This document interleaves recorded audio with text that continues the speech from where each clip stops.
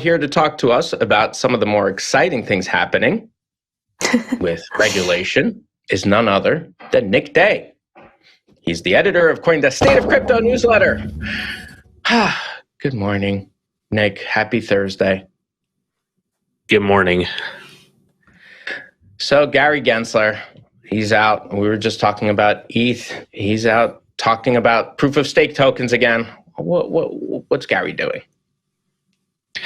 Yeah, so yesterday, SEC Chair Gary Gensler, after a open commission meeting, said that in his view, proof of stake cryptocurrencies are securities, that they represent getting an interest back. This isn't actually new. He said something very similar in September after the Ethereum merge occurred, when he said that in his view, proof of stake securities again kind of seem to represent interest and therefore securities. What that actually means is, I think, still a little open to interpretation. There's, not been any action by the SEC as of yet to actually, force either, companies and entities that issue tokens that operate on the proof of stake consensus mechanism, or exchanges that list those tokens to comply or register or anything like that. But it kind of hints that, maybe they're moving towards this kind of action. The SEC might soon file something, and we'll see if this plays out in the courts. Although, for what it's worth, the New York Attorney General's office is also, currently suing KuCoin on allegations that it is one of the cryptocurrencies listed, Ether, is a security. So it's a couple different things going on, and we'll have to see, how exactly that shakes out. And is this contrary Gary to Gensler. what the CFTC is saying? Are they saying that it's a commodity?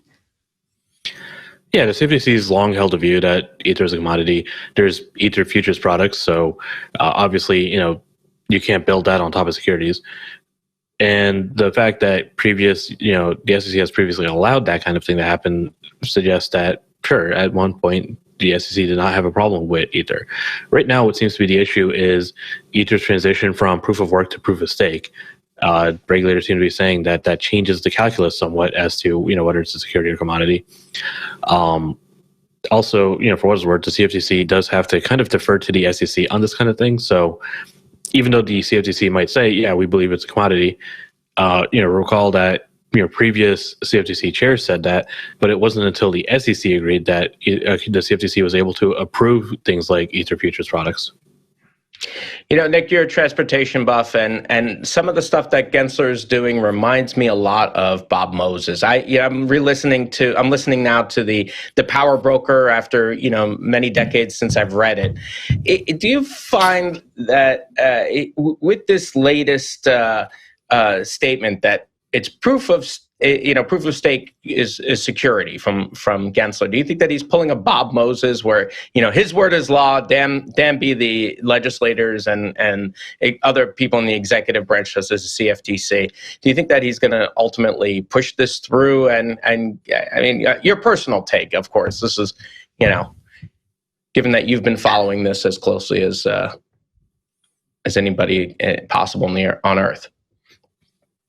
Yeah, I mean, I wouldn't be surprised if there was a lawsuit eventually alleging that, such and such crypto exchange listed unregistered securities, and Ether popped up as one of them. Similar to, again, what the NYAG's office did just last week.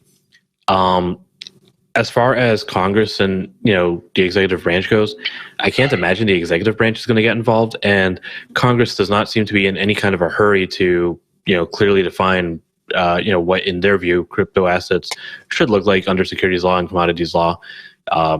Even the bills that we've seen, the DCCPA, for example, Digital Commodity Consumer Protection Act, that didn't really define securities or commodities in any way that would have led to further clarity. It just said that the CFTC will have direct market oversight of commodities that are cryptocurrencies.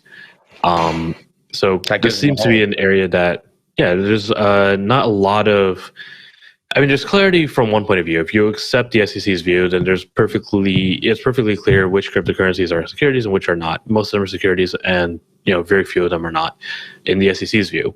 If you believe that there's some lack of clarity around how existing law applies to decentralized assets issued by groups of people, operating around the world, then you're going to disagree with the SEC. And unless the SEC files a lawsuit, I don't see any kind of, real clarity on that front anytime soon. And, of course, the other option is the SEC issues actual formal guidance and rulemaking, but again, we haven't seen signs of that yet. Yep. All right. Nick, thank you for the update. That was CoinDesk Managing Editor of Global Policy and Regulation, Nick Day. And don't forget to sign up for the State of Crypto newsletter on CoinDesk.com.